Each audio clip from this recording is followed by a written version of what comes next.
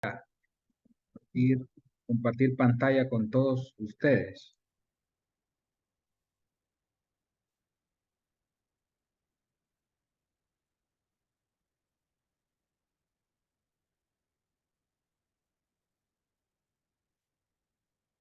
Solo me permiten. Quiero ubicarme en la diapositiva donde dejamos la última sesión. Parece que fue aquí.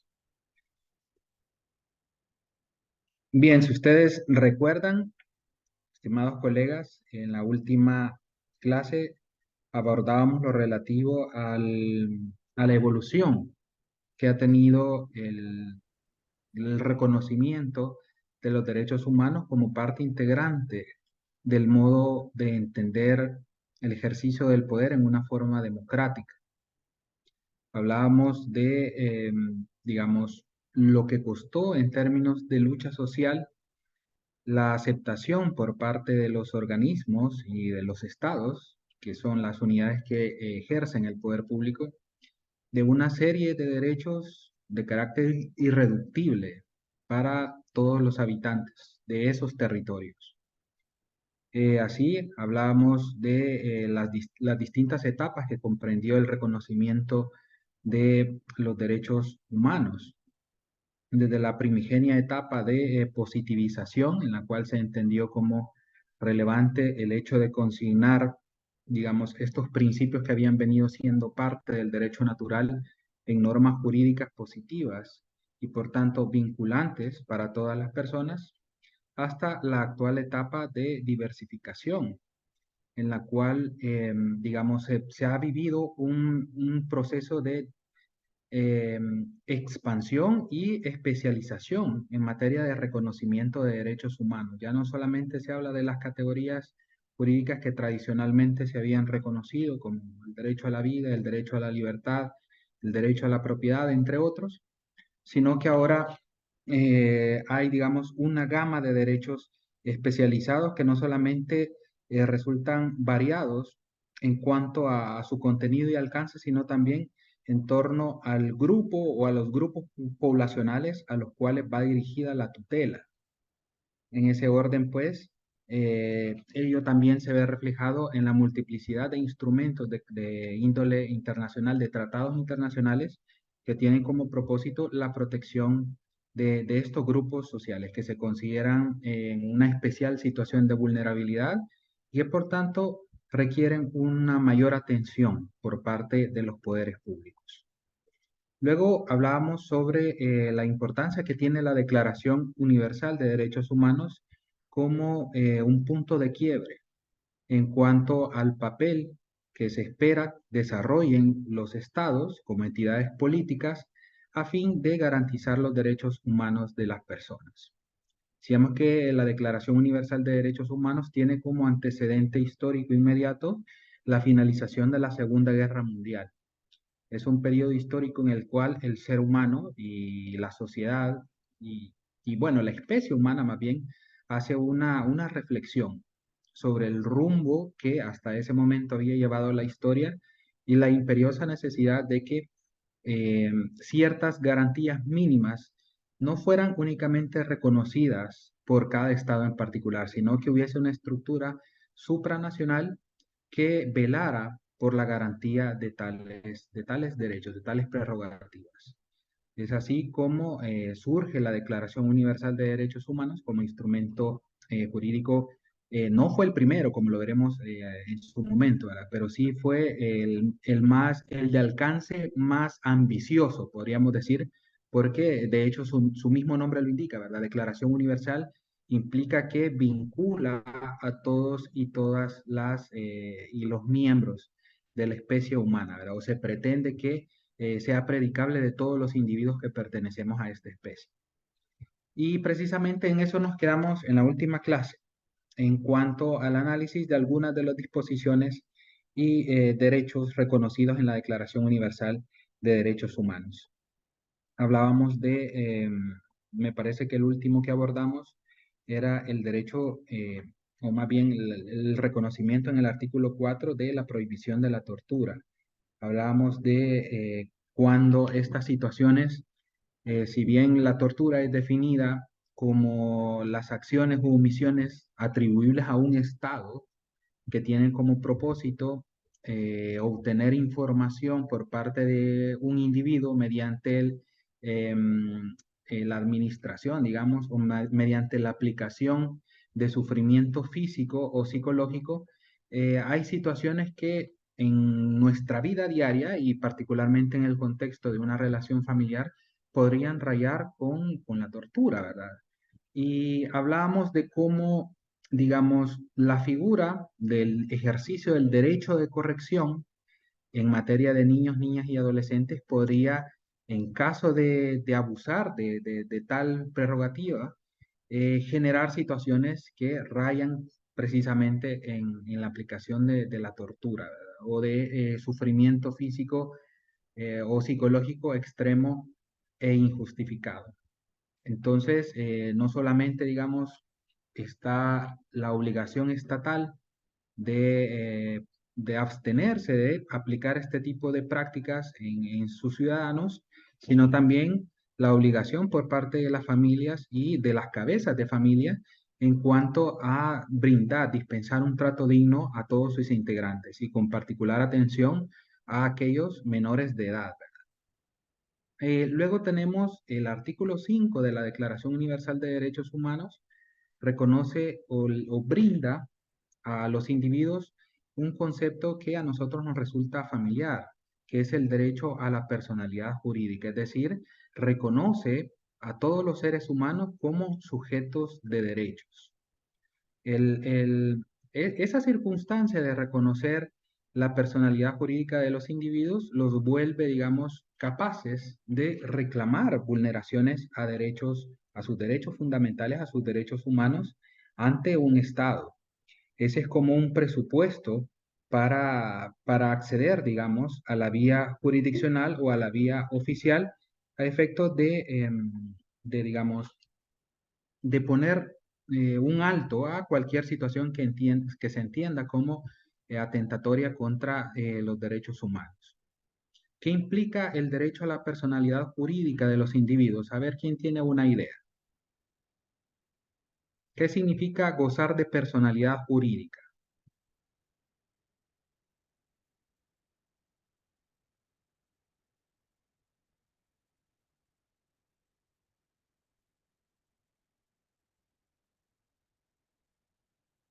O dicho de otra manera, ¿qué aspectos podríamos entender como integrantes del derecho a la personalidad jurídica? Ser titular de derecho, nos menciona el compañero John. En efecto, ¿verdad? La personalidad jurídica nos vuelve titulares de derechos. ¿Qué les parece la circunstancia de tener una identidad? ¿Cómo nosotros podríamos acudir, digamos, ante las instancias oficiales de protección de derechos humanos si no tenemos, digamos, una identidad oficial que nos permita distinguirnos del resto de ciudadanos? Eso sería imposible, ¿verdad? Cuando ustedes comparecen, por ejemplo, como parte demandante en un proceso de cualquier tipo, una de los requisitos más básicos que debe de cumplir es la acreditación de una identidad, ¿verdad? Y particularmente en el caso de los derechos fundamentales, aquellos reconocidos en la Constitución, también requiere, digamos, algunas características especiales, ¿verdad? Hay ciertos derechos, como lo mencionábamos en el módulo anterior, que solamente pueden ser ejercidos por determinados sujetos, ¿verdad? Tal es el caso de los derechos políticos. Mencionábamos que estos solamente pueden ser ejercidos por aquellas personas que tienen calidad de ciudadanos de un estado en específico. ¿Y cómo comprueba usted su calidad de ciudadano? Mediante su identificación, ¿verdad? Presentando ante las autoridades competentes sus credenciales en torno a su identidad. Eh, Igualmente, ¿verdad? El compañero yo, aspectos que se pueden entender con la nacionalidad, en efecto, ¿verdad? Son circunstancias que se vuelven necesarias para el ejercicio de los derechos o para, digamos, acreditar titularidad de derechos humanos.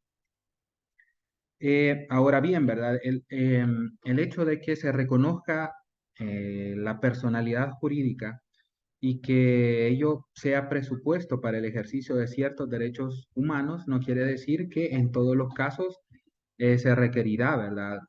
Eh, digamos, cumplir a rajatabla con el requisito de o acreditar en forma exhaustiva nuestra identidad, ¿verdad? Hay ciertos derechos y particularmente ciertos contextos en los cuales hay vulneración de los derechos humanos, en los cuales no será, digamos, tan urgente o se volverá un aspecto secundario el acreditar la identificación o la identidad de la persona. Únicamente se deberá constatar que la persona o alguno de sus derechos básicos se encuentra en situación de riesgo, se encuentra en un estado de vulneración para brindarle protección, ¿verdad?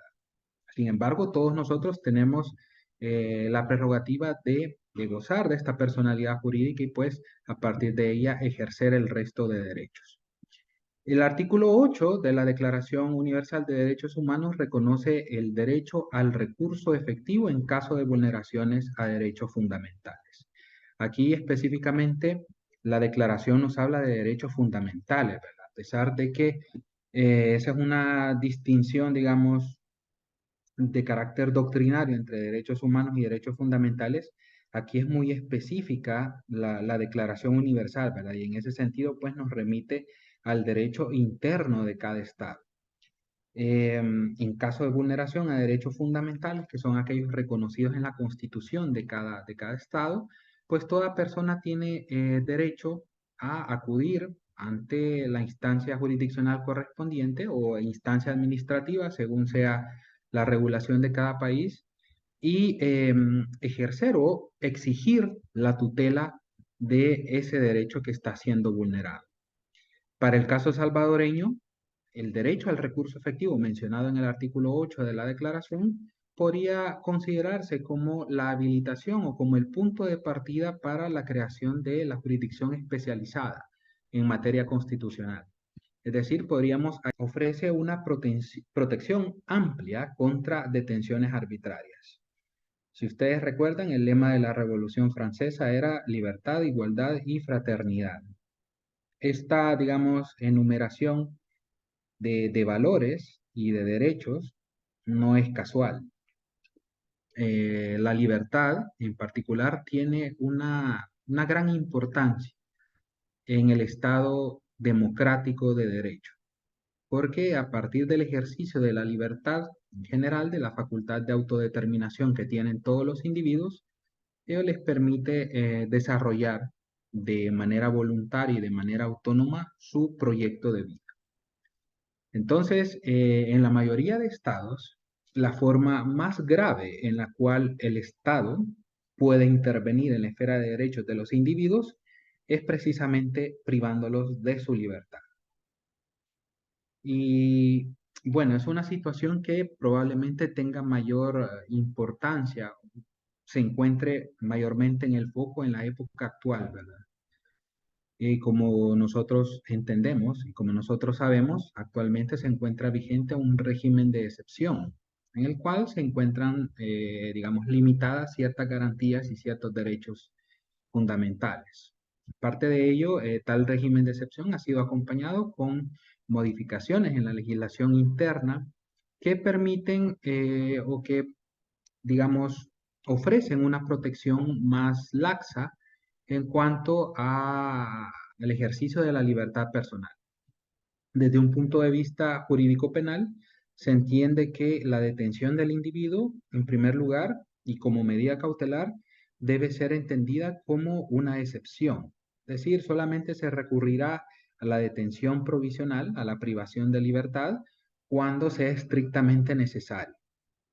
Y también en el caso de comprobarse la responsabilidad penal de un sujeto, es decir, su participación en un delito, únicamente se acudirá a la pena privativa de libertad cuando sea estrictamente necesario. Por ello, en materia penal rige el principio de necesidad de las penas, en virtud del cual únicamente, o digamos, cuando no se considere eh, imprescindible aplicar una pena privativa de libertad, pues se optará por otro tipo de alternativa, ¿verdad? Como pueden ser eh, la suspensión condicional de la ejecución de la pena o el reemplazo de la pena de prisión por otras penas de menor entidad o menos invasivas en cuanto a la esfera de derechos de la persona. Así, se entiende que la privación de libertad en todo estado y particularmente en los estados democráticos debe ser la excepción y no la regla. Pero ahora, como todos nosotros sabemos, ¿verdad?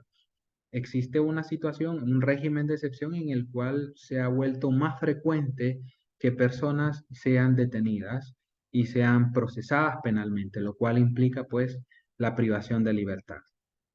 Ello nos lleva a preguntarnos a nivel interno qué proceso constitucional sirve de sustento a este derecho, qué proceso constitucional sirve para tutelar este derecho, el derecho a la libertad personal. El habeas corpus, licenciado. En efecto, ¿verdad? Es el proceso de exhibición personal o de habeas corpus, que se distingue del resto de procesos constitucionales en la medida que ha sido creado para la exclusiva tutela del derecho a la libertad personal. Luego, la doctrina y la misma jurisprudencia constitucional distingue entre diversos tipos de habeas corpus, ¿verdad? Tenemos, por ejemplo, el habeas corpus clásico reparador que trata de, digamos, de aliviar o de resolver situaciones de privación de libertad ilegales o ilegítimas en un sentido amplio, ¿verdad? Por ejemplo, una sentencia que ha sido pronunciada en vulneración de cualquiera de las garantías del debido proceso, o más bien de los derechos que integran la garantía del debido proceso, ese se entiende como el habeas corpus clásico o reparador, ¿verdad? Luego también tenemos el habeas corpus preventivo, que surge cuando existe una posibilidad cierta de privación de libertad. Por ejemplo, cuando se ha girado una orden de captura y ésta está pendiente de ser cumplida, la persona a la cual va dirigida esa orden de captura se da cuenta de su existencia y por ende, a efectos de evitar la privación de libertad que implicaría tal orden, pues comparece ante la Sala de lo Constitucional e interpone un habeas corpus preventivo. Luego también hay otro tipo de habeas corpus que se refiere al ejercicio o a la garantía del derecho a la dignidad de las personas que se encuentran privadas de libertad. Este habeas corpus tiene que ver con las condiciones materiales en las cuales se debe de cumplir la pena privativa de libertad. Y es que el Estado ciertamente se encuentra legitimado para privar de la libertad una vez que ha servido, digamos, o que ha llevado a cabo un debido proceso y se le ha garantizado al imputado todos sus derechos procesales. El Estado perfectamente puede ordenar la privación de libertad de una persona. Pero una vez que ésta se encuentra cumpliendo la pena, no se le puede dejar olvidada, ¿verdad? Se tienen que cumplir ciertas condiciones materiales en la ejecución de ese castigo penal. No se puede pretender que el individuo esté sujeto a la arbitrariedad del Estado, de la administración penitenciaria en la ejecución de su pena, ¿verdad? Hay una gama de derechos de las personas privadas de libertad que vinculan al Estado eh, y lo obligan, digamos, a proporcionar ciertas condiciones materiales. Por ejemplo, las personas privadas de libertad, a pesar de haber, eh, digamos, infringido la ley, tienen derecho a la salud, tienen derecho a seguir manteniendo el contacto con sus familias, tienen derecho a encontrarse privadas de libertad en establecimientos que tengan un mínimo de higiene, tienen derecho a una alimentación adecuada, tienen derecho a recibir información del exterior, a mantener su vínculo con el exterior. Entonces, cuando el Estado incumple con alguna de estas condiciones en las cuales debe llevarse a cabo la privación de libertad, puede interponerse un habeas corpus, que para el caso se denomina habeas corpus correctivo. ¿Por qué se le denomina correctivo? Porque se entiende que la privación de libertad llevada a cabo en condiciones precarias no debería ser, no es la situación ideal, es una situación de incumplimiento por parte del Estado. Por ende, a través del habeas corpus correctivo se pretende precisamente eso, ¿verdad? De enmendar esa carencia, digamos, o esa deficiencia en cuanto a la actuación estatal respecto de sus personas privadas de libertad. Luego también tenemos otro tipo de habeas corpus que se denomina habeas corpus restringido. Este tiene por objeto la anulación, digamos, o la revocación de conductas de vigilancia abusiva por parte de los cuerpos de seguridad. Como ustedes podrán haberse dado cuenta en algunos casos, ¿verdad?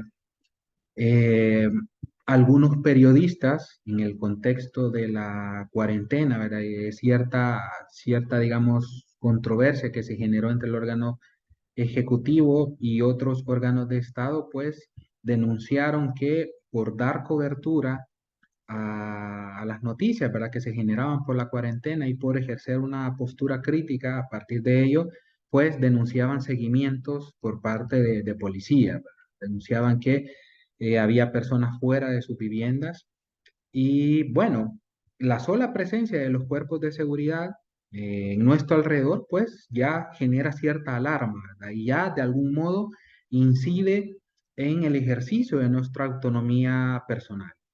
Entonces, el habeas corpus restringido pretende actuar contra esas vigilancias abusivas que se le atribuyen a órganos de Estado, a efectos de que queden revocadas, ¿verdad? Y que la persona pueda ejercer de forma irrestricta su autonomía personal, ¿verdad? Que no tenga, digamos, en mente o el peso psicológico de que hay un agente de autoridad a su alrededor, ¿verdad? Y más si es de manera injustificada, porque muchas veces este tipo de comportamientos son intimidatorios, ¿verdad? Es como brindarle un mensaje a la persona que está siendo vigilada, ¿verdad? Nosotros te tenemos en la mira y cuando queramos, pues podemos actuar, ¿verdad? Entonces, solamente ese hecho de esa posibilidad, pues, podría generar algún tipo de constreñimiento en cuanto al ejercicio de la libre voluntad para las personas. Por ello también existe el habeas corpus restringido. Otra especie de habeas corpus es aquel que se refiere a las desapariciones forzadas. En época de conflicto armado, y nuestro país no fue la excepción, los casos de desaparición forzada de personas estaban a la orden del día, ¿verdad? Nosotros conocemos o hemos escuchado de situaciones que pasaron a vecinos, ¿verdad? O a gente conocida, o simplemente hemos escuchado historias en las cuales alguien era sospechoso de ser del bando contrario, ¿verdad? Del bando ideológico contrario, y entonces llegaban los cuerpos de seguridad, se levantaban a esa persona, hablando en términos coloquiales, y nadie volvía a saber nunca de esa persona. Y hasta la fecha, pues, nadie da fe o nadie da razón de lo que pudo haber sucedido con esa persona. Entonces, también el habeas corpus puede funcionar en ese tipo de hipótesis, ¿verdad? Cuando el Estado tiene una actitud sistemática de privar de forma arbitraria y desaparecer, no solamente privar de libertad a las personas, sino desaparecerlas, básicamente borrarlas del mapa. También las personas tienen la capacidad de acudir para el caso de El Salvador ante la Sala de lo Constitucional y denunciar este tipo de prácticas. De modo que el artículo 9 de la Declaración Universal de Derechos Humanos ofrece esta amplia protección, ¿verdad?, contra detenciones arbitrarias que digamos, por definición, son ejercidas por autoridades públicas, ¿verdad? Cuando es un particular el que practica una detención o una privación de libertad, pues ya está el derecho penal con ciertas figuras, con ciertos tipos penales que abordan esa situación, ¿verdad? Tenemos el secuestro, la privación de libertad, la detención ilegal, entre otras figuras jurídico-penales que abordan, digamos, los supuestos de privación de libertad de particular a particular. Pero en el caso de las detenciones que se le atribuyen al Estado es la jurisdicción constitucional mediante el habeas corpus la que interviene en ese tipo de casos. Los artículos 10 y 11 de la declaración pues reflejan la garantía del debido proceso y el principio de presunción de inocencia. Son conceptos con los que todos nosotros nos encontramos más o menos familiarizados, ¿verdad? El debido proceso, como lo indica el artículo 11 de nuestra Constitución, conlleva a que nadie puede ser privado de sus derechos fundamentales sin que previamente haya sido oído y vencido en juicio. Un juicio que deberá llevarse a cabo con arreglo a las leyes, ¿verdad? No de la forma en que se le ocurra al juez en ese momento, sino que en el juicio o en el entendimiento del debido proceso, pues cabe y tiene un gran protagonismo el principio de legalidad. El proceso debe de llevarse a cabo conforme a leyes preexistentes y debe ser dirigido por una autoridad jurisdiccional instituida previa, de manera previa a la comisión del hecho que es juzgado. El debido proceso es una garantía que engloba múltiples derechos, derechos procesales, derechos que tienen reflejo en el proceso penal para nuestro caso. Pero también el debido proceso se irradia a otros tipos de jurisdicción, ¿verdad? Hay un debido proceso civil, hay un debido proceso administrativo, hay un debido proceso en materia laboral, en materia de familia, entre otras, ¿verdad? Entonces, cada área jurídica tiene una manifestación de la garantía del debido proceso y cada una de esas manifestaciones, pues, comprende derechos concretos, ¿verdad? Pero digamos que la garantía del debido proceso tiene un mayor protagonismo en el ámbito penal, porque volvemos a lo que mencionábamos anteriormente. La libertad es el bien jurídico o el derecho fundamental cuya privación o cuya restricción resulta más gravosa para el individuo. A usted, por ejemplo, le pueden imponer una multa y van a afectar ciertamente su propiedad, ¿verdad? Su patrimonio. Pero estarán de acuerdo conmigo en que no es lo mismo pagar determinada cantidad de dinero por muy, digamos, muy difícil que sea, ¿verdad? Porque, bueno, todos en general tenemos recursos limitados y pues pagar una multa no es plato de buen gusto, ¿verdad? Pero en todo caso resultará preferible a que nos lleven a Mariona o a cualquiera de los centros penitenciarios a nivel nacional. Entonces, de la forma más gravosa en que el Estado puede intervenir en la esfera de derechos ciudadanos es privando de libertad a las personas. Y por ello, en el ámbito penal, la garantía del debido proceso tiene una mayor preponderancia. Y también el principio de presunción de inocencia, ¿verdad? Este implica que toda persona debe ser tratada como inocente hasta que no se demuestre lo contrario. ¿Qué implica la presunción de inocencia? Esto se refleja desde, digamos, el tratamiento que a partir del proceso y de la tramitación del proceso penal se le dispensa a la persona imputada, ¿verdad? No se habla de imputado, sino que se habla de persona procesada. Hasta digamos, la modalidad y la forma en que la persona, en caso de que se le imponga la medida cautelar de detención provisional, es tratada. Em, la legislación penitenciaria indica que, por ejemplo, debe haber separación entre internos procesados e internos condenados. El hecho de que se encuentren juntas ambas categorías de internos implicaría que, en términos prácticos, no habría presunción de inocencia, ¿verdad?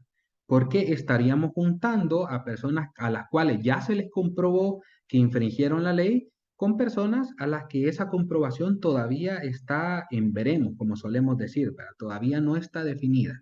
Entonces, la presunción de inocencia tiene múltiples manifestaciones en el proceso penal, ¿verdad? Otra manifestación implica que la Fiscalía General de la República, como entidad encargada de la persecución del delito, no debe únicamente enfocarse en producir y en aportar prueba de cargo, ¿verdad? Es decir, prueba que se encamine a demostrar la culpabilidad del individuo en cuanto al hecho que se le atribuye, sino que también está encargada y está obligada a aportar en el caso de que sea procedente, prueba de descargo. O sea, Fiscalía tiene obligación de presentar prueba que inculpe al individuo, pero en caso de que encuentre prueba que lo desvincule del hecho penal, pues también debe presentarla, ¿verdad?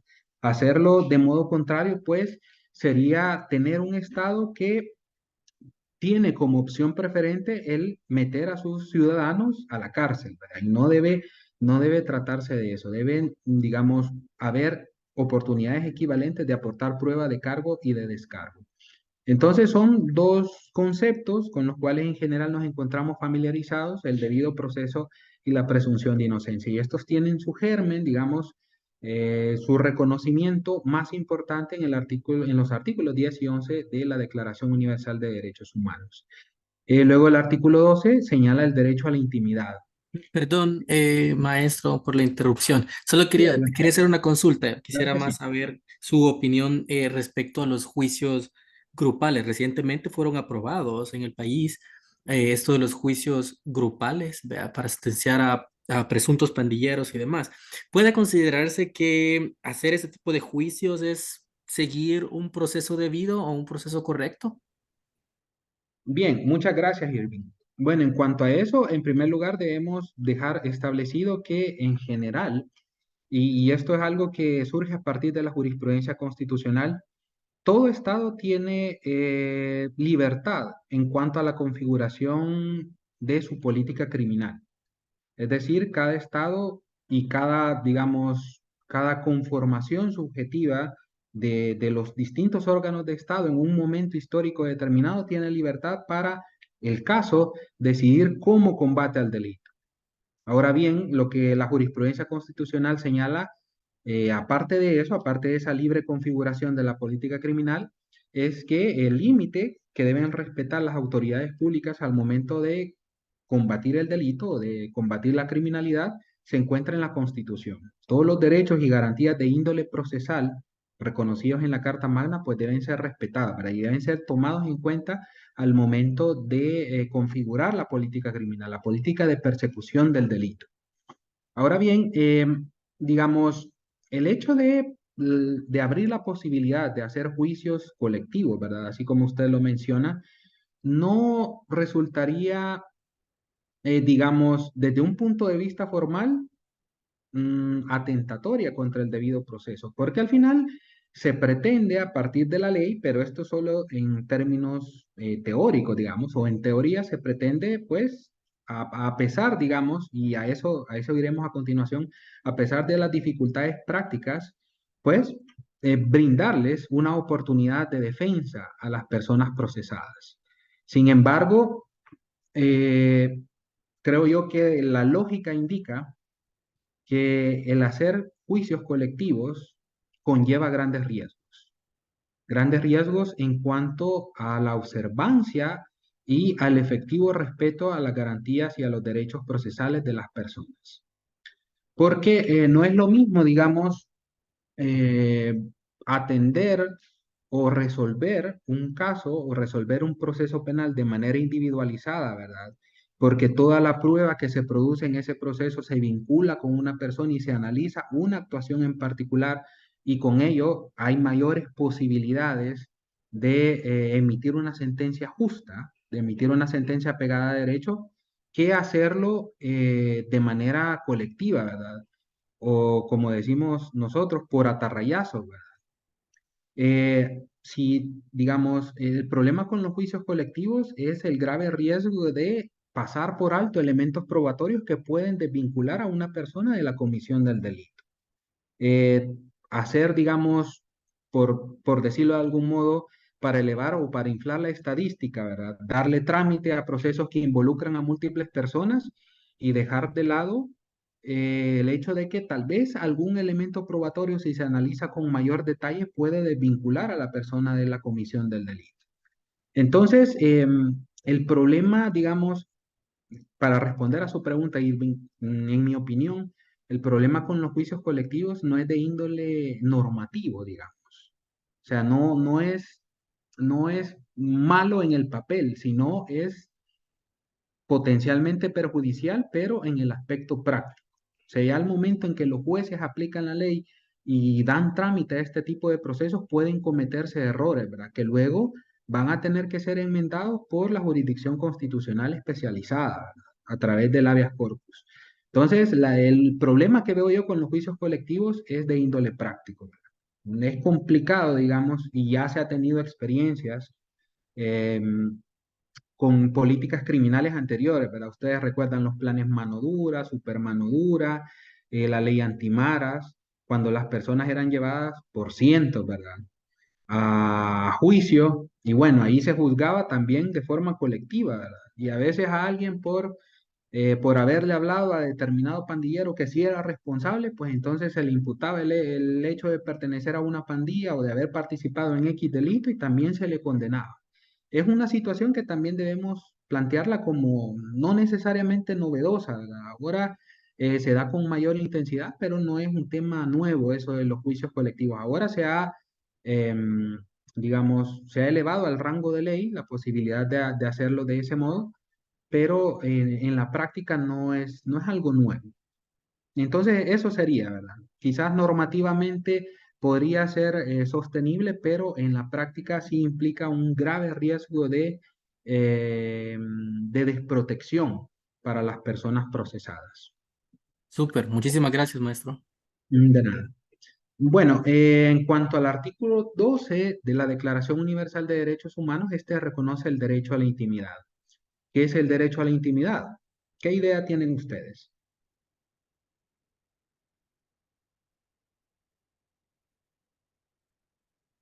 Cualquier idea que se les venga a la mente. ¿Qué entienden por intimidad? La vida privada. La vida privada, ¿verdad? Digamos que el derecho a la intimidad implica que el individuo tiene un ámbito personal propio e íntimo, al cual decide si permite la entrada o permite el acceso al resto de personas o no lo permite. Este ámbito personal e íntimo de las personas implica varias dimensiones, ¿verdad? Desde un punto de vista espacial o físico, podríamos hablar de precisamente, ¿verdad?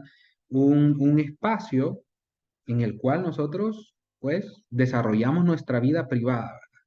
Y al cual pocas personas o ninguna persona tiene acceso. Y todos nosotros tenemos ese ámbito.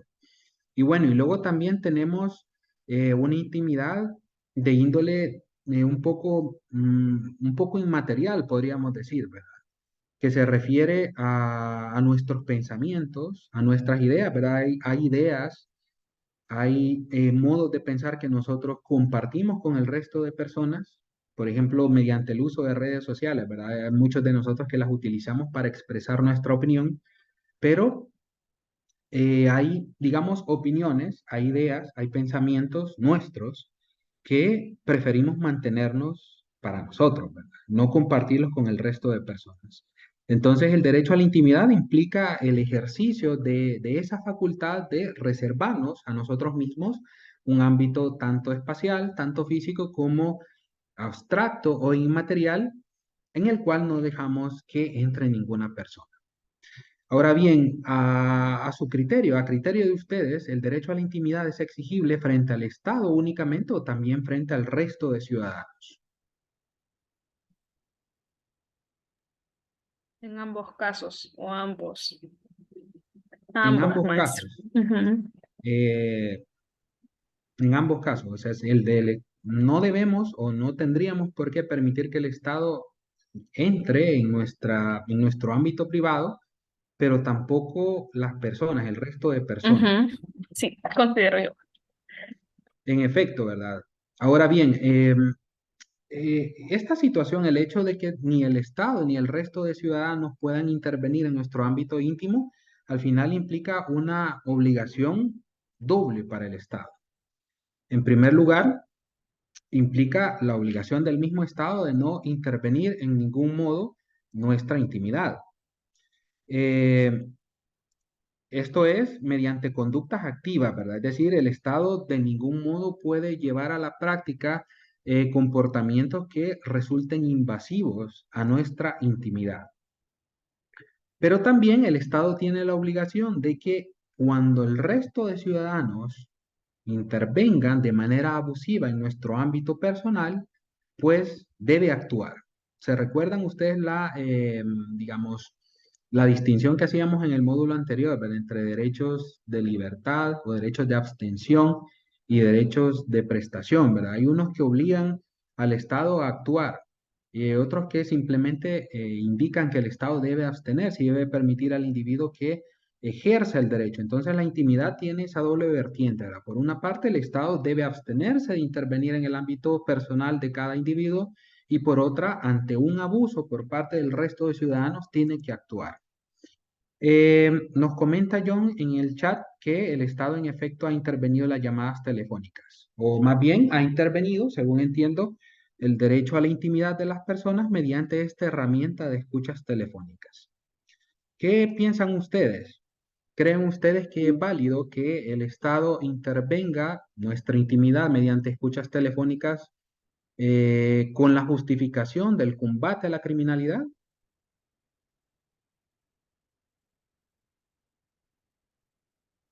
¿Es legítimo que el Estado intervenga en nuestra intimidad? ¿Qué les parece? ¿O no? ¿O no es legítimo?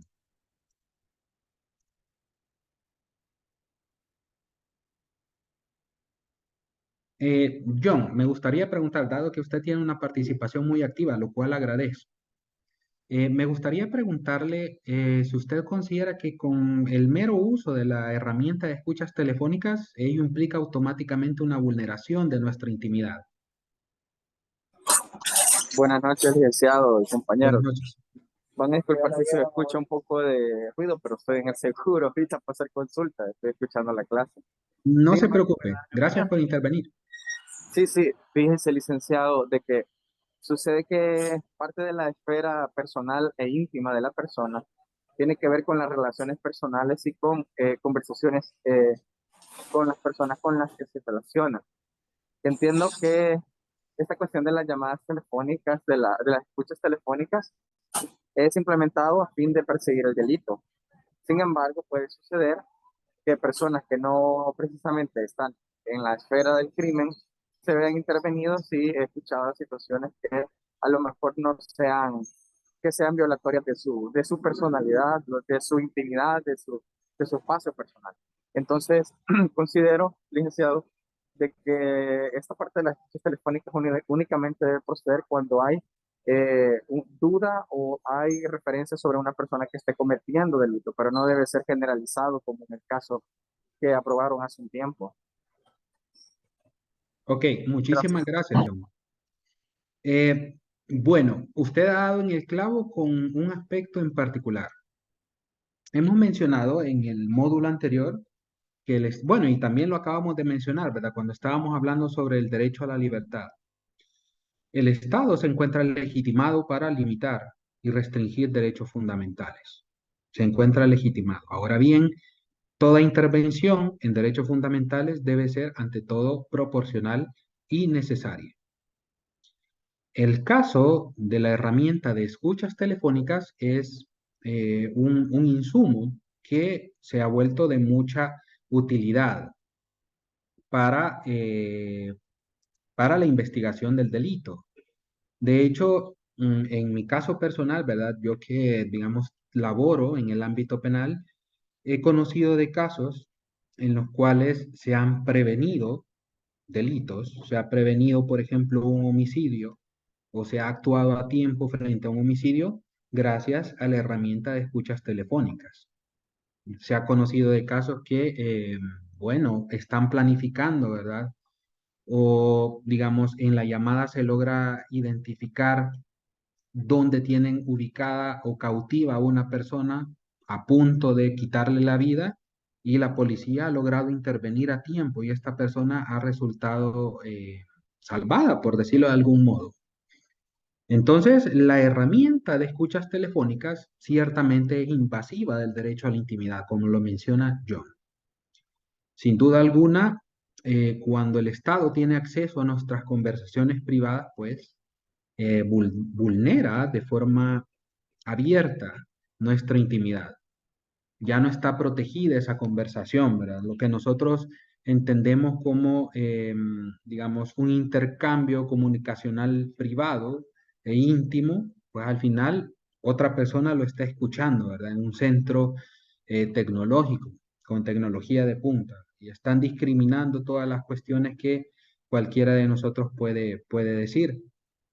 Sin embargo, no se puede negar la utilidad que tiene dicha herramienta como insumo para combatir el crimen. Pero la idea principal y lo que siempre debe respetar el Estado es la proporcionalidad. Únicamente acudir a esta herramienta de investigación del delito cuando sea estrictamente necesario y cuando se tengan fundamentos suficientes, ¿verdad? No se trata de intervenir solo por intervenir, sino que a esta intervención deben preceder un mínimo de elementos que vinculen a la persona con la posible comisión de un delito. Eh, Tengo aquí que ha levantado la mano René Parada, pero me parece que es una compañera la que está en la computadora. Sí, sí, buenas noches, sí, es que es el usuario de mi esposo. Ah, no, no se preocupe. Su Eh, nombre, lo que, Julia, ah, ok, Julia, adelante. sí, no sé, sí, no sé por qué se conecta así, creo que pues, compartimos la compu.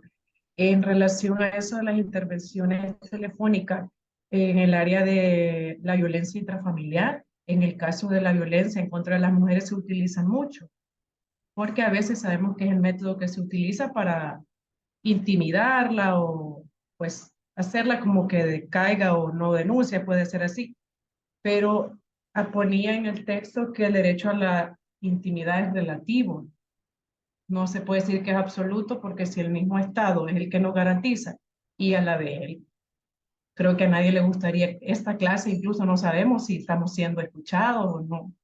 O sea, no podemos decirlo, pero creo que mi aporte es ese, que el derecho a la intimidad es relativo, porque si fuera absoluto no tendría que, en el caso donde es con la autorización de un juez, ahí podemos decir que es diferente, pero si la persona no se da cuenta, diferente el caso que usted explicaba, que era para cuando se comete un delito ya en el área penal, pero no sé, pienso que está siendo muy violentado, no solo por el Estado, sino que también a veces por la misma institución que presta el servicio, y ahí nosotros hemos dado el aval.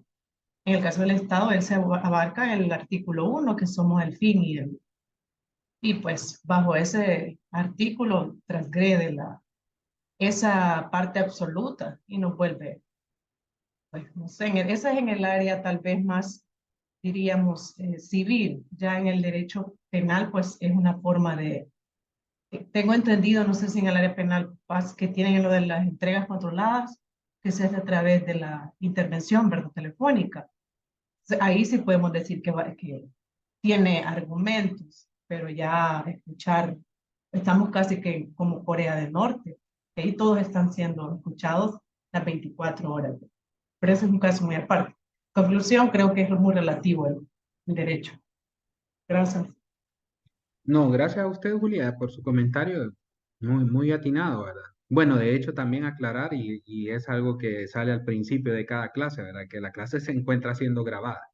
Pero como yo les dije al principio del módulo anterior, entendemos que toda opinión que se vierte en este diplomado es con fines académicos y así debe entenderse.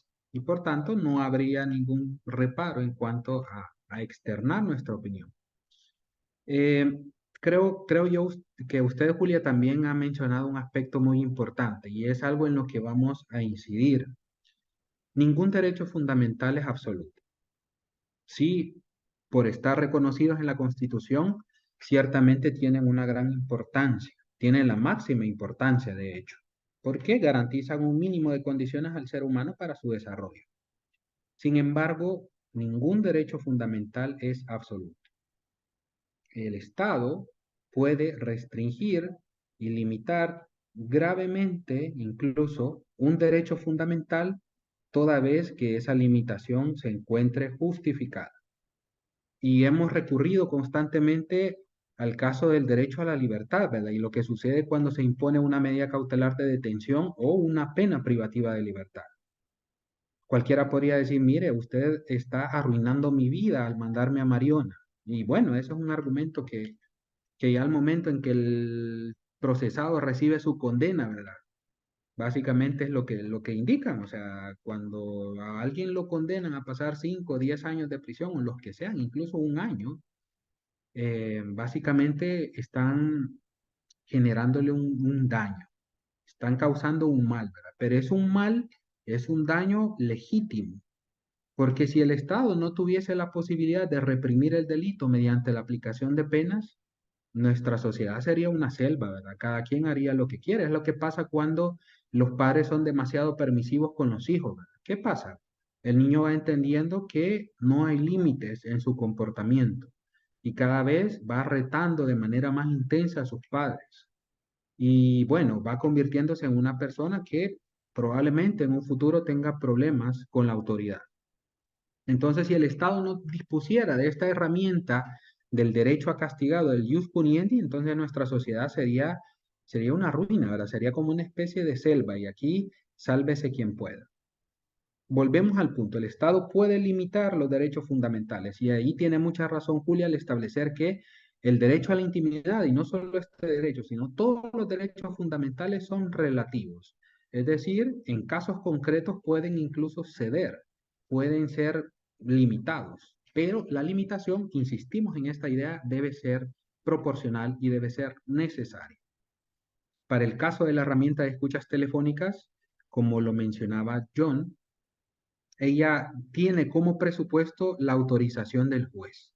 Es decir, el órgano persecutor del delito, la Fiscalía General de la República, no debería utilizar la herramienta de escuchas telefónicas de manera arbitraria y de manera antojadiza. En todos los casos debe prestar o debe pedir más bien autorización al juez competente para proceder a intervenir telefónicamente a una persona. Y bueno, será el juez, ¿verdad? Como integrante de otra institución del Estado, el que ejerza el control sobre la necesidad y sobre la proporcionalidad de esa intervención telefónica. Por ello, digamos, en el uso de esa herramienta no debe monopolizarse o no debe ser ejercida únicamente por una sola institución, sino que deben participar varias, ¿verdad? Para que haya controles. Y eso es lo que se ha pretendido con la ley de escuchas, con la ley especial de intervención de las comunicaciones, que haya controles, ¿verdad? Que haya una constante vigilancia por parte de los jueces en cuanto al uso de esta herramienta. Ahora bien, ¿verdad? Como toda manifestación de ejercicio de poder, las escuchas telefónicas pueden ser sometidas o se vuelven proclives a un uso arbitrario, a un uso desmedido, ¿verdad? Pero ello pues generaría responsabilidades para aquel funcionario o servidor público que haga un uso abusivo de esta herramienta. No se entiende legítimo en esos casos la utilización. Ahora bien, ¿verdad? Todo esto que yo les menciono es desde un punto de vista deontológico. Esto es lo que debería ser. Pero lo que pasa en la realidad, pues, solo Dios lo sabe, ¿verdad? Y solo las personas que están encargadas de ese tipo de herramientas lo saben. Aparte de ello, debemos tomar en cuenta que la intervención de las telecomunicaciones no solamente tiene una finalidad de combate a la criminalidad. Sabemos que hay agencias estatales que tienen como propósito efectuar labores de inteligencia con el fin de proteger la integridad del territorio y la integridad del Estado. En cuanto a la legitimidad que tienen tales entidades para intervenir los derechos fundamentales de las personas, pues podríamos hablar largo y tendido, ¿verdad? Pero la justificación que se brinda es, bueno, hay un interés superior, que el Estado se mantenga funcionando y que sea, digamos, un Estado funcional, y por ello, pues, en algunos casos, sin que las personas se den cuenta, son intervenidas. Licenciado Enrique, adelante. Sí, fíjese que con esto del derecho a intimidad, a mí no me ha pasado, pero he visto, y bueno, gracias a Dios porque ha pasado en realidad, y es que algunas veces policías han intervenido a grupos de jóvenes y agarran su teléfono y empiezan a ver los chats de WhatsApp, y algunas veces agarran a personas que cometen ilícitos. Pero a veces me he preguntado qué pasaría si me pasara a mí, ¿verdad? Realmente, eh, quizás algunas personas dijeran voy a anunciar o no, porque es un derecho a la intimidad, pero realmente quizás incluso digamos, ese tino, digamos, de revisar incluso los teléfonos, algunas veces los policías, y he visto han pegado algunas veces y se viola el derecho, pero igual se captura, no sé cómo podemos manejar esto, donde se viola el derecho, pero igual se pueden capturar a personas que delinquen. Ok, muchísimas gracias, licenciado Enrique. Eso es lo que sucede, ¿verdad? Cuando, digamos, la, el derecho como ideal o como deber ser choca frontalmente con la realidad, ¿verdad?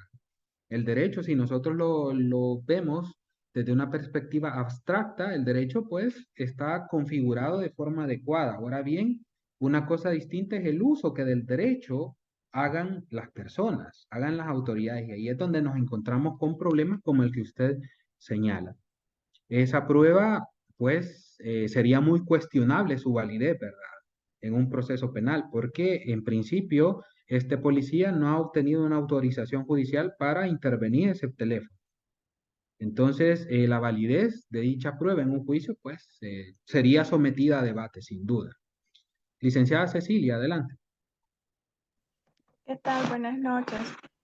Sí, con relación a lo que comenta el compañero, por ejemplo, esas arbitrariedades, ¿verdad? El de pedir el celular, revisar redes sociales, revisar mensajes, fotografías, eh, el hecho también de que le pidan a uno mostrar su cuerpo, ¿verdad? A veces en busca de tatuajes alusivos a pandillas, más con el estado antes ya daba miedito y ahora con el estado de excepción que hay como más libertad, ¿verdad? Para poderse llevar a alguien y luego investigar. Por ejemplo, a mí eso siempre me ha generado como temor, ¿verdad?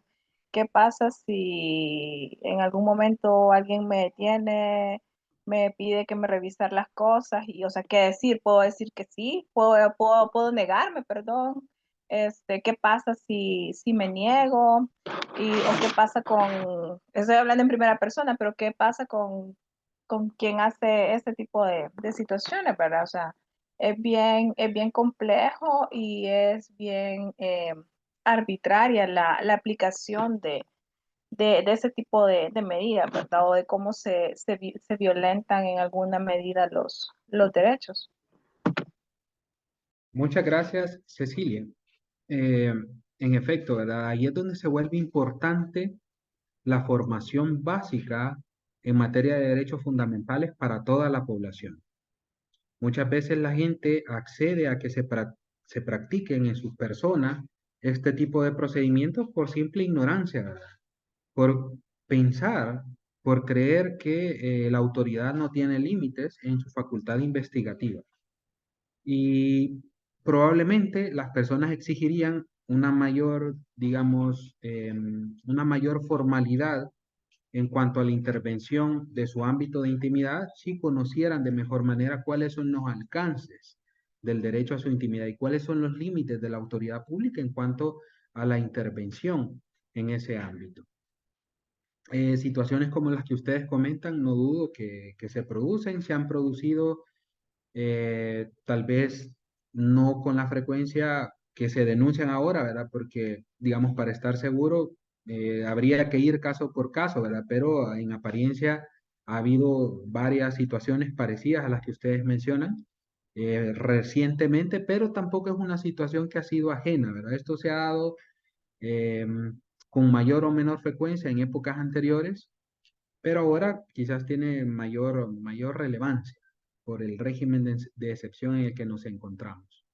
Ahora bien, en cuanto a ese punto que usted mencionaba, eh, Cecilia y Enrique también, me gustaría saber qué piensan ustedes. En cuanto al ejercicio de su derecho de corrección, ¿tienen los padres derecho de acceder al contenido que sus hijos acceden en redes sociales o en Internet? ¿Qué les parece? Yo, perdón, yo considero que sí, porque también está el ejercicio progresivo de los derechos en los chicos y las chicas, ¿verdad? Entonces, el adulto, cuidador, responsable, referente familiar, eh, tiene que estar informado sobre lo que sus hijos o quien esté a su cargo eh, accede en redes. Ahora yo no recuerdo, no tengo claro, pero por ejemplo, para acceder a algunas redes sociales, yo recuerdo que había un límite de edad para poder abrirlas en algún momento. Desconozco si eso ya cambió, porque es que ahora chiquitines, o sea, a cualquier persona le hacen le crean una red social y tiene acceso a, ¿verdad? Pero yo sí considero que el referente familiar sí tiene que tener acceso y saber orientar, porque de nada me sirve yo tener acceso, ahí estoy viendo o estoy induciéndole pornografía a un chico o a una chica a través de una red social, ¿verdad? Siendo yo el adulto responsable, sino que también este adulto responsable debe tener un criterio para saber distinguir qué es lo apropiado o lo no apropiado de acuerdo a la edad del niño, niña o adolescente. Ok, muchas gracias, Cecilia. ¿Alguien más que quiera opinar? Sí, yo creo que esa es una buena pregunta y un buen debate porque también depende de la perspectiva que se vea. Por ejemplo, si tuviéramos hijos aquí, quizás los hijos dijeran, no, es mi derecho, es mi intimidad, no se puede violar. Pero como nosotros quizás lo vemos desde la perspectiva de padres, pensamos que quizás es válido, ¿va? Pero pues no sé cómo se genera ese debate ya tener enfrente quizás a nuestros hijos o a las personas menores. Y qué pesaría más, vea. Entonces, es una cuestión que hay que equipararla, pienso. Y de hecho, uno como padre, creo que todos como padres, y si hay aquí padres, creo, lo que buscamos es lo mejor para nuestros hijos, pero sin embargo, en la mente de ellos no pasa eso, quizás, vea. Entonces, es ahí donde quizás desde la perspectiva que se vea es una violación o quizás una buena actitud, ¿verdad? Ok, muchas gracias, Enrique. Ciertamente, ¿verdad? Es un punto controversial el hecho de hasta qué grado pueden los padres intervenir la intimidad de los hijos, ¿verdad? Bajo pretexto de ejercer, digamos, esa labor de cuidado parental. Es una situación, digamos, que tendría que definirse caso por caso, ¿verdad? Porque hay varios factores implicados. Uno de ellos sería o digamos, a partir de qué punto nosotros podemos entender que un menor de edad tiene derecho a la intimidad.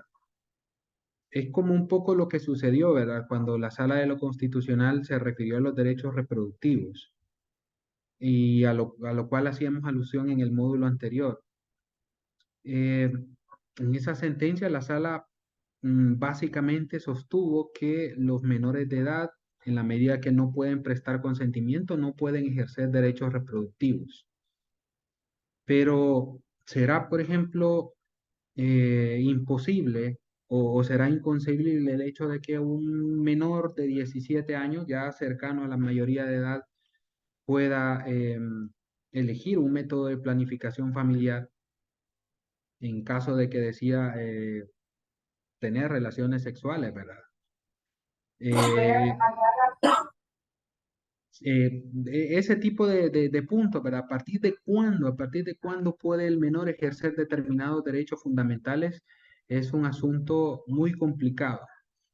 El otro asunto es que el derecho a la intimidad es un derecho personalísimo, es una facultad inherente a cada persona. Y en ese sentido, cada quien es libre de determinar su ámbito y su espacio de intimidad, ¿verdad? Entonces, ¿qué tienen los menores que decir al respecto? Son situaciones, ¿verdad?, muy controversiales que, digamos, pueden ser abordadas desde diversos puntos de vista, pero la cuestión está ahí, ¿verdad? Vamos a saber más o menos qué piensa el Estado cuando un caso de este tipo llegue, por ejemplo, ante la Sala de lo Constitucional, ¿verdad? O ante un tribunal de familia, qué sé yo. Pero sí, es complicado, ¿verdad? Señalar qué tanto los padres pueden intervenir, porque ciertamente también es válido el argumento de la protección o del deber de tutela que tienen los padres respecto de los hijos. Es complicado y bueno, el debate pues podría durar mucho tiempo. Bueno, Licenciado, perdón, sí, y sí. en su opinión personal, ¿cuál sería su postura? Yo pienso que habría que analizar caso por caso, ¿verdad? No se puede, digamos, afirmar absolutamente que los menores no tienen derecho a un ámbito especial de intimidad, ¿verdad? Aunque sea mínimo, pero tampoco se puede, digamos, brindar esa facultad en exclusiva a los padres de determinar hasta qué grado de intimidad tienen los hijos. Es decir, en cada caso deberá analizarse cuál ha sido el grado de intervención en la intimidad del menor y si este ha sido proporcional, ¿verdad? Si los padres han actuado en legítimo ejercicio de su deber de tutela para con los hijos. Eso resulta bien claro, por ejemplo, en el caso de un menor de 6, de 7 años, ¿verdad? Perfectamente nosotros podemos decir, el menor no tiene la madurez psicológica necesaria para entender lo que sucede en el ámbito informático, en el ámbito digital. No es capaz de comprenderlo y por tanto se maximiza la posibilidad de que los padres ejerzan un control e intervengan en lo que el menor está viendo o a lo que tiene acceso en Internet. Pero donde se vuelve más complicado es cuando el menor crece, ¿verdad? Cuando, por ejemplo, bueno, es el caso de los diarios personales, ¿verdad? Antes, ¿qué hacía la gente? Antes de que hubiera Internet, nadie tenía redes sociales y por tanto sus pensamientos los iba guardando en un diario, ¿verdad? ¿Tenían los padres acceso a ese diario? No, porque los menores de edad lo guardaban bajo llave, ¿verdad? Y se presumía que en ellos guardaban sus secretos más íntimos. Era posible que un menor de edad de 15 años en adelante pudiese alegar una intervención ilegítima a su intimidad en esos casos, ¿verdad? Entonces tenemos que traer esa, digamos, modernizar un poco la hipótesis, ¿verdad? Y pensar cuando un menor ya no es tan menor y más bien se encuentra cerca de la mayoría de edad, no tendrá mayor ámbito de intimidad y no deberán respetar en mayor medida a sus padres cierto aspecto de su intimidad. Algunos de nosotros podremos decir que sí, ¿verdad? Podríamos reconocer cierta autonomía por parte del menor de edad y respetar ese espacio. Pero algunos de nosotros también podríamos sostener que no, porque nuestro deber de tutela llega hasta que el menor alcanza su mayoría de edad. Esa es una posición que depende un poco de la forma en que usted vea el mundo y de la forma en que usted, digamos, considere que debe ejercerse el deber de tutela.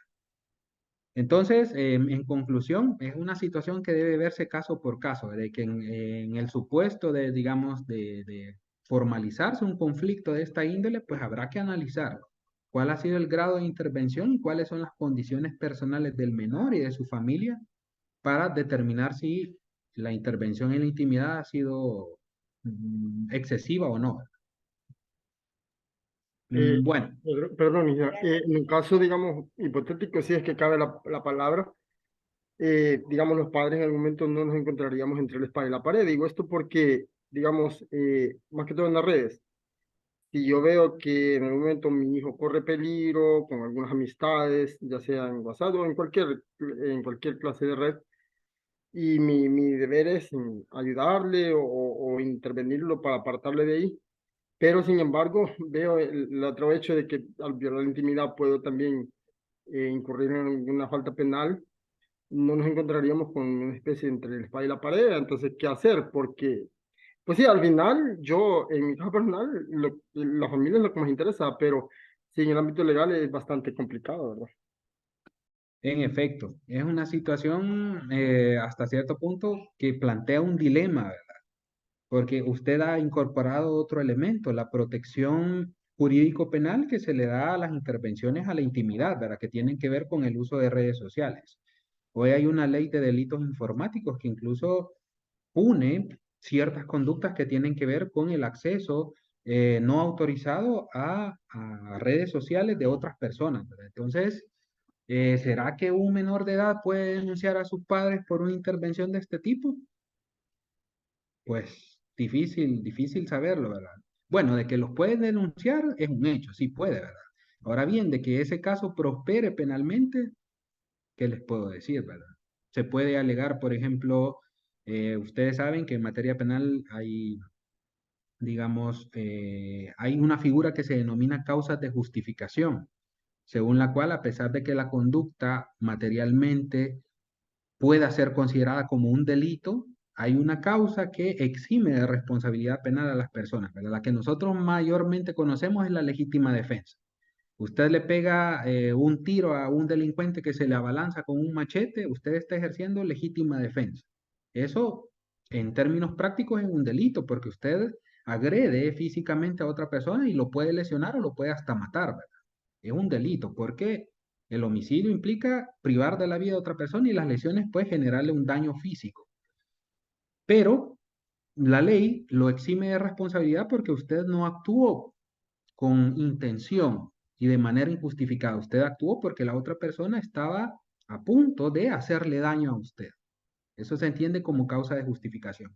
Hay una causa de justificación que se denomina el ejercicio legítimo de un deber. Esto implica que cuando las personas tengan la creencia de estar actuando amparadas por la ley, pueden ser eximidas de responsabilidad penal. Y a mí eso es lo que se me ocurriría, ¿verdad? En el caso que me tocara defender a estos papás que son denunciados por el menor de edad por haber intervenido en sus redes sociales, ¿verdad? Podrían alegar perfectamente el ejercicio para el caso del deber de tutela que tienen como padres y ahí habría que ver qué es lo que dice el juez, ¿verdad? Pero es interesante preguntarnos, ¿verdad? Y bueno, creo que también es apropiado y atinente a la materia que nosotros estamos estudiando. ¿Hasta qué grado se pueden intervenir los derechos personalísimos de nuestros hijos, de los menores de edad en general, sin que ello se vuelva una intromisión abusiva, ¿verdad? ¿Y qué papel tiene el Estado a efecto de dilucidar o de resolver conflictos que se refieran a esta colisión entre intereses legítimos? Bien, la discusión sigue, ¿verdad? Y sigue, y la van a continuar seguramente en los módulos que vienen. Bueno, el artículo 13 de la Declaración Universal de Derechos Humanos también señala una prerrogativa muy importante para todos nosotros, ¿verdad? La libertad de circulación. De acuerdo con esta, toda persona es libre para entrar, permanecer y salir del territorio que habita, ¿verdad? Del estado al cual pertenece. Esta es la libertad de proyección espacial que tienen todos los seres humanos. En teoría, todos tenemos, bueno, plenas facultades, ¿verdad? Para desplazarnos hacia cualquier lugar de la República sin restricciones de ningún tipo. Que este derecho se puede limitar, ya hemos experimentado que sí, ¿verdad? ¿Cuándo se limitó? ¿Cuál fue el ejemplo paradigmático de limitación a la libertad de circulación en la época reciente? La cuarentena por COVID, ¿verdad? Se generó una serie de decretos de acuerdo con los cuales estaba vedado circular por ciertas horas y en ciertos supuestos a la mayoría de ciudadanos. Solo podían circular por las calles aquellos que tuvieran una función vinculada directamente con el combate a la enfermedad. A cualquier otra persona que circulaba, ¿qué pasaba? La mandaban a un centro de cuarentena, ¿verdad? Y allí, a pesar de que gozaran de cualquier tipo de condiciones favorables, incluso a veces hasta en hoteles los introducían, ¿verdad? Aquellos que tenían mayor suerte, al final se trataba de una privación de libertad, de una restricción del derecho a circular, ¿verdad?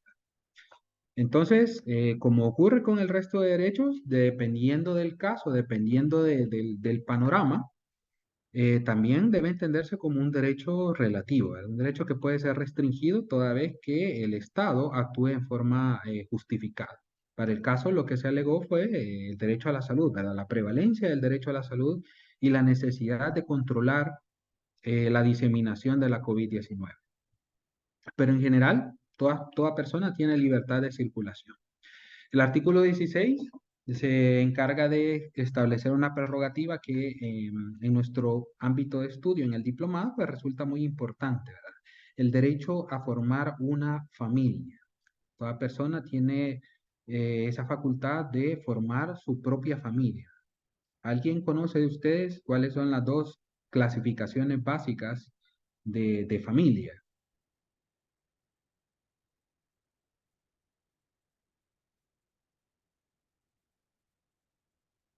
Bueno, en general, esto es muy general, ¿verdad? Luego hay distintos tipos de familia y ahora, digamos, con la ampliación del concepto, pues hay más tipos todavía, ¿verdad? Y vendrán más, sin duda alguna. Pero en general se distingue entre familia de origen o familia originaria y familia adquirida. La familia de origen es nuestros papás, ¿verdad? Y nuestros ascendientes, abuelos, y bueno, y todas las personas que rodean, ¿verdad? Tíos, tías, etcétera, ¿verdad? Y nuestra familia adquirida es aquella en la cual nosotros somos cabeza de familia, la que formamos con otra persona, ¿verdad? Al contraer matrimonio o unión libre, y a partir de la cual se produce eh, o se lleva a cabo el acto de reproducción humana, ¿verdad? El hecho de tener hijos y pues formar esa unidad social. esa unidad básica de la sociedad. En nuestro país, ¿cuál es el concepto de familia? ¿Cómo entiende la ley a la familia? ¿O cómo define la ley a la familia? Como la base de la sociedad. En La base efecto, fundamental de la sociedad. exactamente, la Constitución refiere que la familia es la base fundamental de la sociedad. Pero si nosotros leemos la legislación de la materia, ¿cómo se entiende la familia en El Salvador? ¿Cuál es el concepto de familia?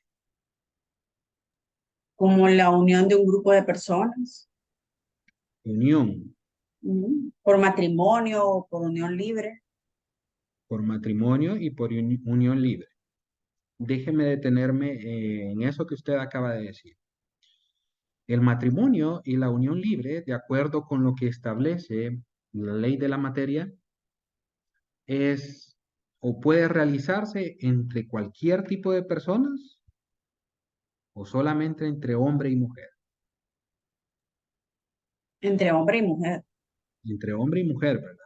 Así lo señala el Código de Familia. Dice, el matrimonio es la unión entre un hombre y una mujer con el propósito de formar una comunidad de vida. Comunidad de vida implica el acto reproductivo y comunidad de vida, ¿verdad? Poner en común patrimonios, poner en común proyectos de vida, entre otras cosas, ¿verdad? Pero el rasgo relevante es que debe darse entre un hombre y una mujer. Y la unión no matrimonial, de momento, también se reconoce solo entre un hombre y una mujer. ¿Estamos de acuerdo? Ese es, digamos, el concepto de familia adquirida que sostiene nuestra legislación.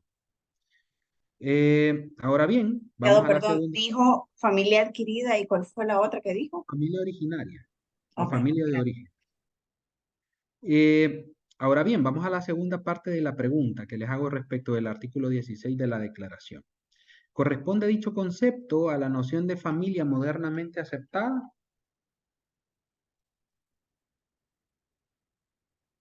Ahora, en nuestra época actual, solo puede considerarse o solamente se debería de entender como familia adquirida aquella que se forma entre un hombre y una mujer. No me refiero a nuestro país, ¿verdad? Porque eso ya lo definimos, sino qué sucede en el resto del mundo. El concepto de familia se identifica con el que tiene nuestra legislación o se puede hablar de otros tipos de familia, de otras conformaciones de familia adquirida. Yo creo Hola, que a mí ahora, me el- el- gustaría, el- perdón, adelante Cecilia, después paso yo. Tele. gracias, Perfecto. muy Primero amable. Cecilia, luego Irving y luego John. Perdón, no sé si Irving quería intervenir. Primero Cecilia y luego iré yo y después yo. Y después John. Gracias. Perfecto. Nos peleamos por dar la opinión. En este tema, para mí sí es como bien delicado. Yo por muchos años, yo soy psicóloga y por muchos años tuve el título de psicóloga de familia en el lugar donde trabajaba. Y es bien complejo, pues, solo comprender a una familia como la unión de un hombre y una mujer. Porque en nuestro contexto, partamos desde casa, ¿verdad? Nuestro contexto no es ese. Yo crecí con mi abuela y mi mamá y esa fue mi familia, ¿no? Eh, Muchos chicos o chicas son educados, son criados por sus tíos, sus abuelos, por una figura parental, o quizás nunca la conocen.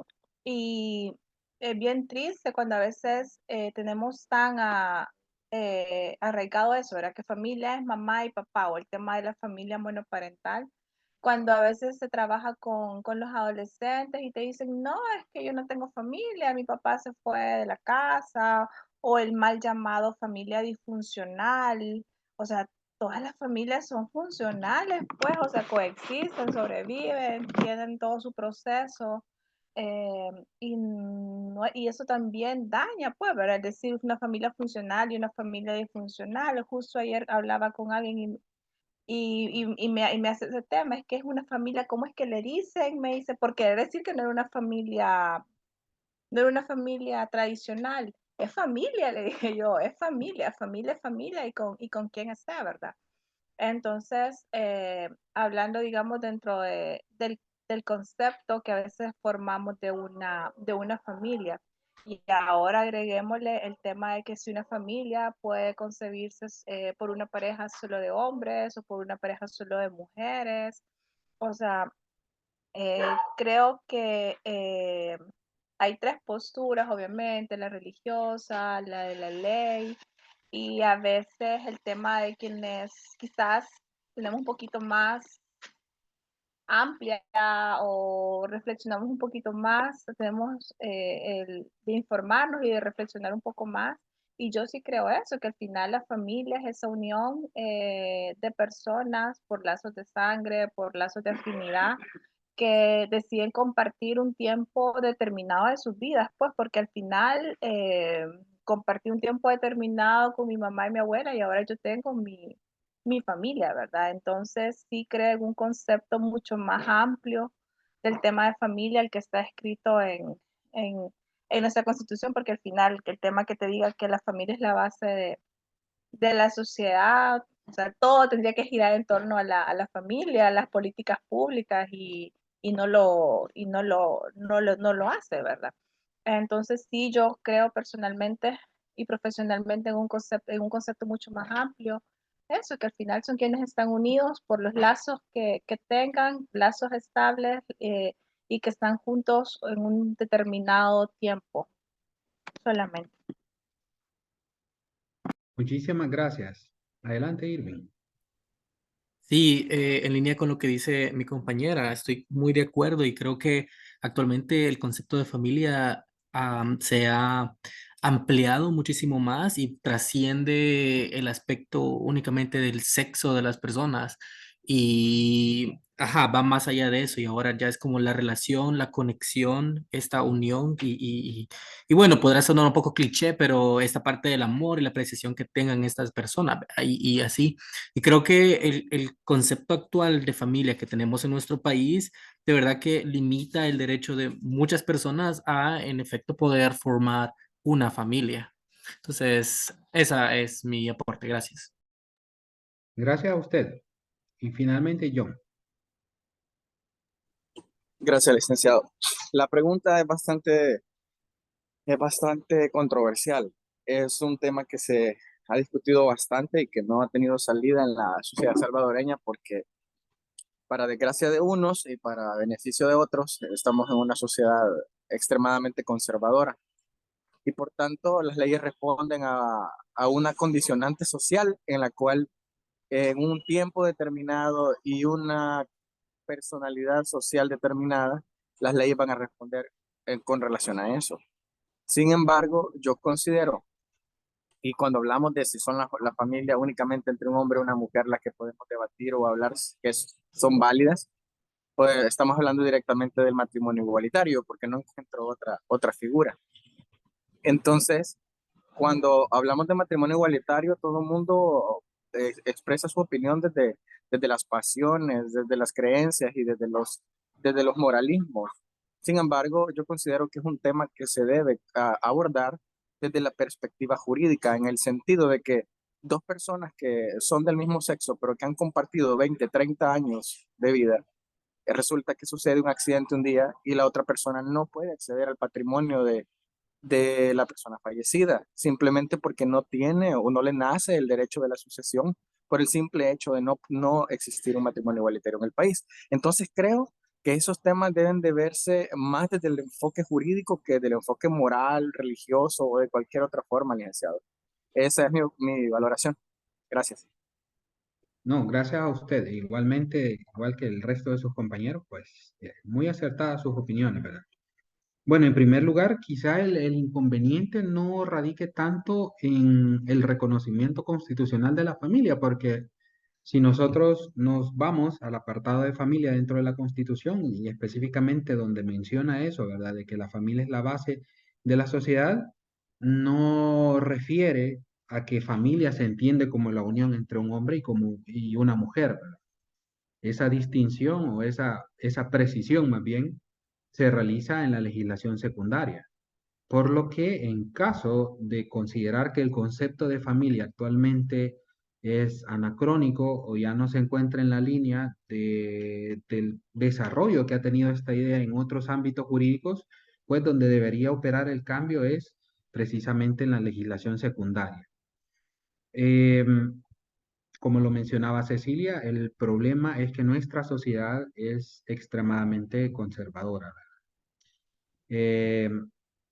No se puede, digamos, operar un cambio de forma tan libre porque existen esas tensiones, la opinión pública, los grupos de poder, lo que se ha dado en llamar poderes fácticos, para que no solamente son las autoridades del Estado, sino que son grupos sociales con un gran poder y una gran influencia en lo que ocurre dentro de nuestro país, incluso en materia de producción normativa.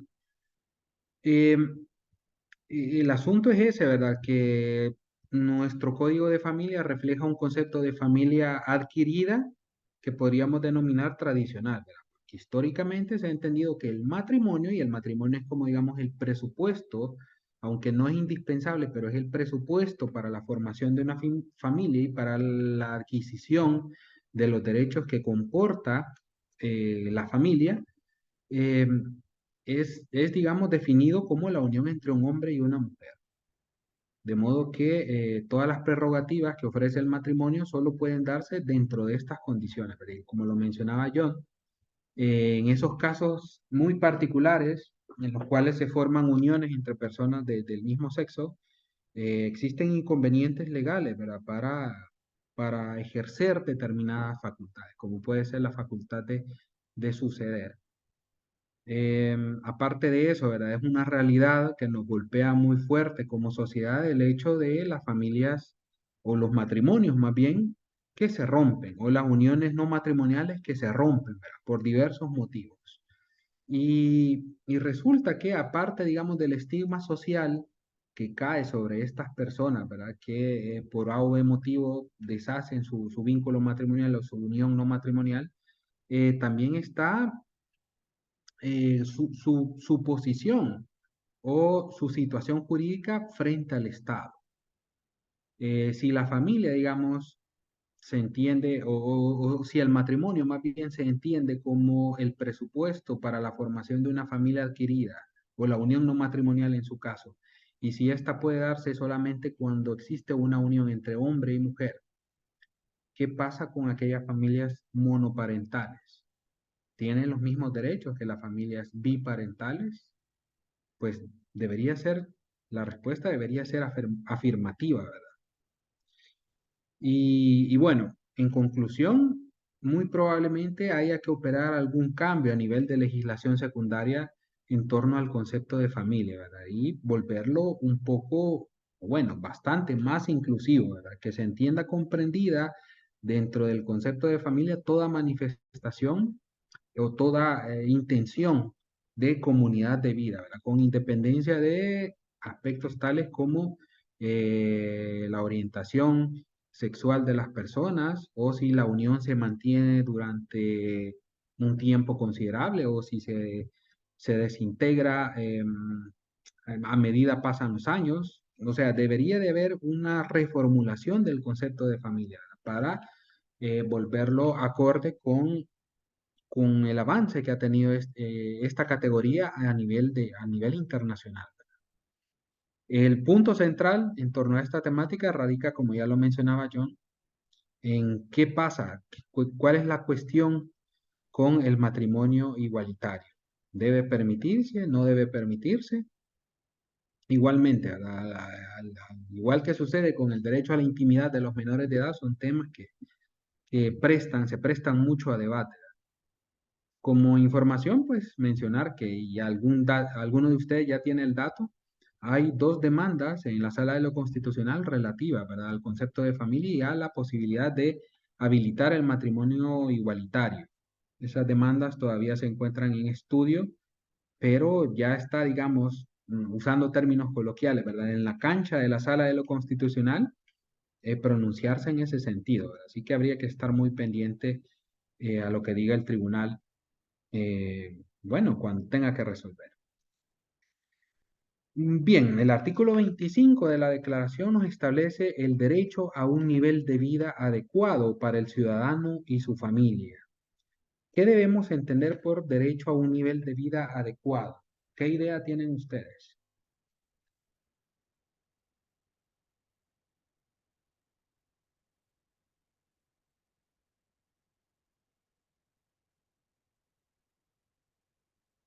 ¿Cuándo un individuo puede afirmar que goza de un nivel de vida adecuado? Cuando las necesidades básicas eh, son alcanzables para esa persona, educación, alimentación, estudio, vivienda digna, la recreación. Exactamente, ¿verdad? Un nivel de vida adecuado es uno en el cual las garantías básicas y los derechos fundamentales y los derechos humanos son plenamente respetados. Todas las personas tienen acceso a ellos. También el artículo 25 de la Declaración Universal de Derechos Humanos establece el derecho de las madres y sus hijos a cuidados y asistencia especiales, sin distinciones de ningún tipo. Bueno, aquí tiene el germen, digamos, de lo que ha pasado en la época más reciente con la cuestión de los derechos humanos y su reconocimiento.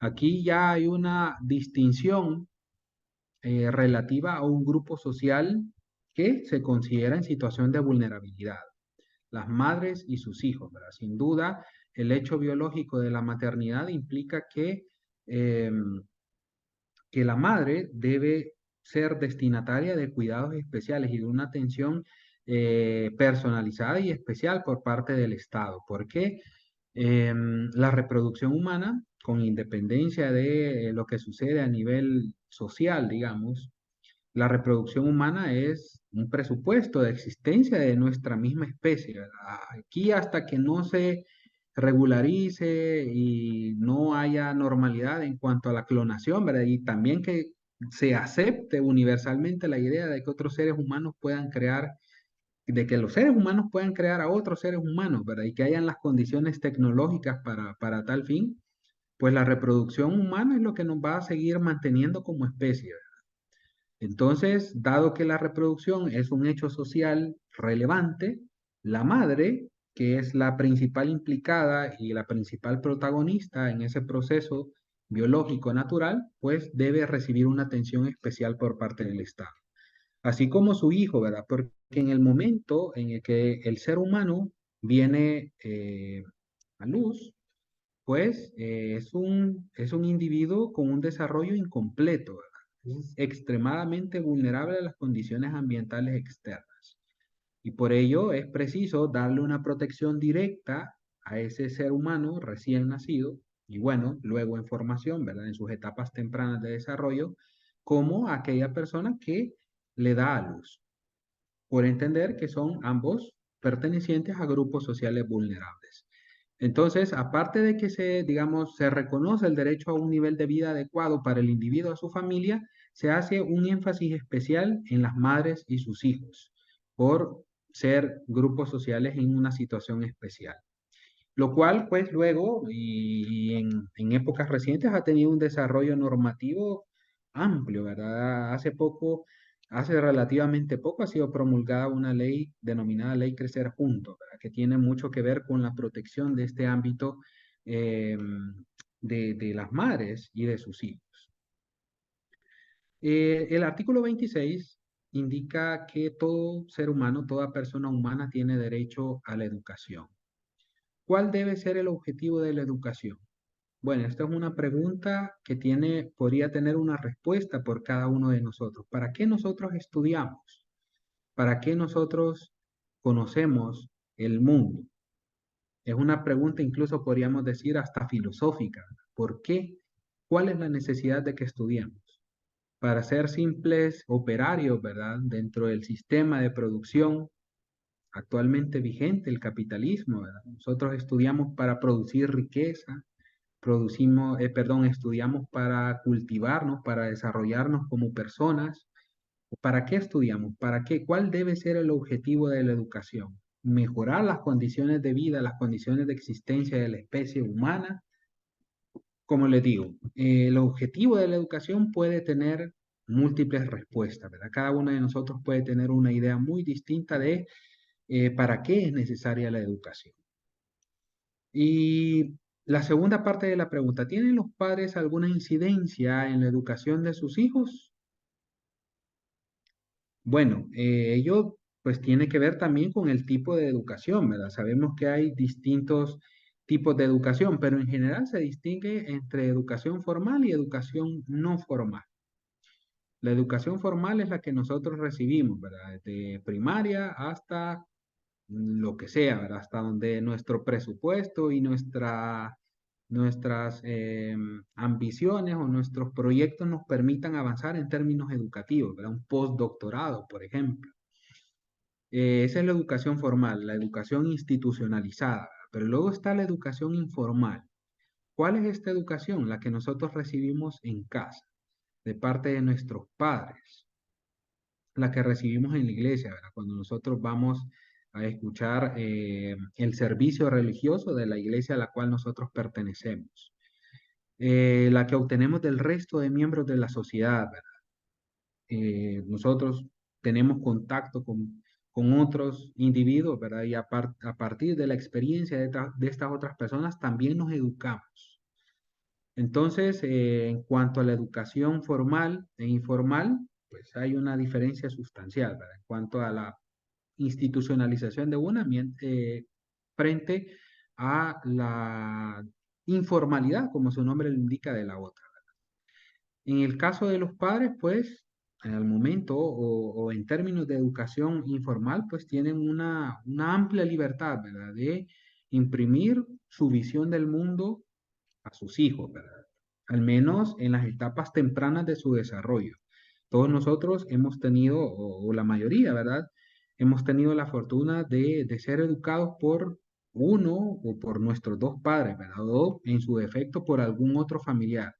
Y todas las enseñanzas, todos los principios, todas las reglas y normas de conducta que aprendemos de parte de ellos, pues resultan válidas y resultan muy valiosas.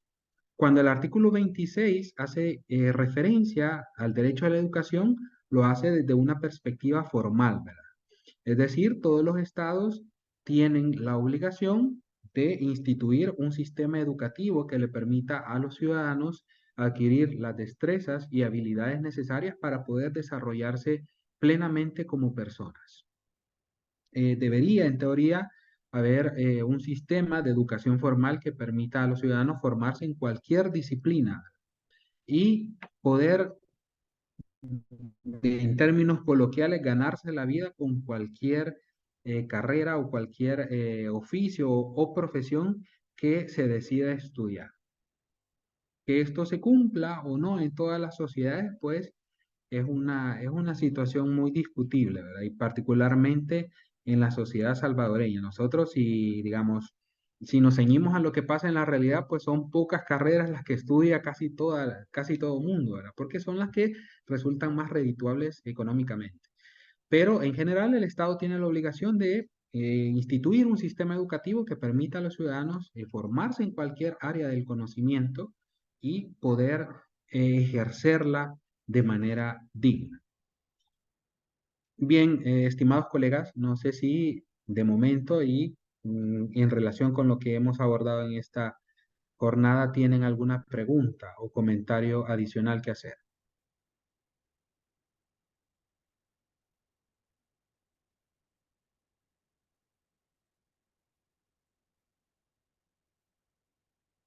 Bueno, entiendo entonces que todo ha quedado claro. Bueno, me ha parecido, y se lo digo, me ha parecido muy interesante, ¿verdad? La discusión que hemos tenido. Creo que ha sido muy valiosa en cuanto al alcance de algunos de los derechos reconocidos en la Declaración Universal de Derechos Humanos, que luego han tenido desarrollo en otros cuerpos normativos, tanto a nivel nacional como internacional. Sí, Florence. Sí, licenciada, una consulta. ¿Va a subir a la plataforma las presentaciones? Sí, Ah, Solamente las tengo que editarlas, ¿verdad? A efecto de que les resulte a ustedes más sencillo su comprensión y de hecho va a ser parte de la evaluación que vamos a hacer al final. La perfecto. evaluación va a tener las mismas características de la que hicimos en el módulo anterior, ¿verdad? Algo sencillo de batería, pero para lo cual será necesario estudiar ese material. Y todo lo que hemos venido discutiendo, Gracias, licenciado. con gusto. Bueno, si no hay más consultas, pues por cuestiones de tiempo lo dejamos hasta acá. Nuevamente les agradezco su atención y su puntualidad y espero verlos el día jueves. Que descansen, pasen muy buenas noches. Buenas Gracias, Lee. Buenas noches. noches, feliz noches. Hasta igual, feliz